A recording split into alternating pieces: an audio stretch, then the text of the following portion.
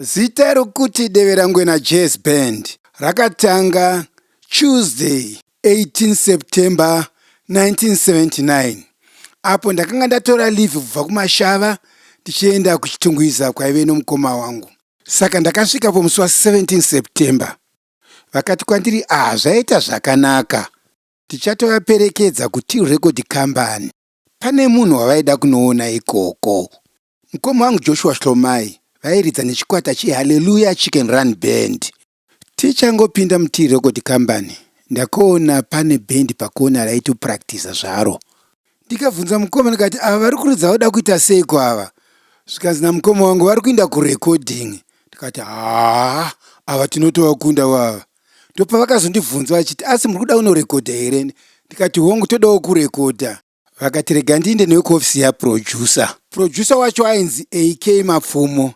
Saka patakapinda muofisi make mukoma vakataura naye vakati uyu mufana wangu anobva kumashava uyu anodawo kubhuka recording. Zvikanzi hapana chakaipa. Akazondibvunza kuti unonzani zita rako? Ndikati ndonzi Jona Moyo. Zvikanzi ko zita rako rebhendi rinonzi chii? Ipapa ndakanga ndisina zita. Saka ndakashaya kuti ndoita sei. Asi ndakaziva kuti kuna mukomana kumashava uku ainzi Bizwork aigara akatitevera kwese kwatairidza. Rimwe zuva akangoti kwandiri iri Deverangwena chairo iri. Saka pandakangofunga kuti Bizwork ndakamva ndangoti bhendi redu rinonzi Deverangwena Jazz Band. Jazz Band apa ndakandaitorowo pabhendi rimwe rairidzwa namukoma wangu rainzi Limpopo Jazz Band. Ndakazobvunzwa kunzi une nziyo ngani dzaunoda kuzorekodha. Papa chokwadi ndechokuti icho ini ndanga ndisina chero nziyo imwe chete zvangu yandakanga ndanyora. Ndo pandakazoreva nhema ndikati ndine nziyo 10. Ndaifunga kuti ndikataura shoma taizonyimwa dheti rerecording. Dheti takazopiwa after 2 weeks kuti tizodzoka kurecording. Maalbums edu aifamba ari mavolumes. Saka tave nevolume 1, volume 2, volume 3, volume 4 and volume 5.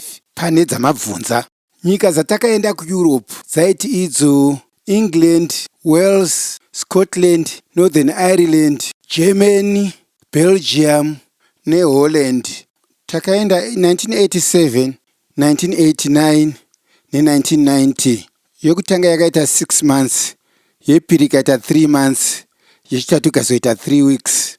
Original yokutanga yaitiyo Jona Moyo lead guitar and vocals, John Machinya vocals, Innocent B2 rhythm, Robson Banda bass guitar, Patrick Kabanda on drums. I was the first musician to buy a house in the low density area. Ndini muBlack wokutanga kugara muRodin suburb, vamwe vese vaive varungu.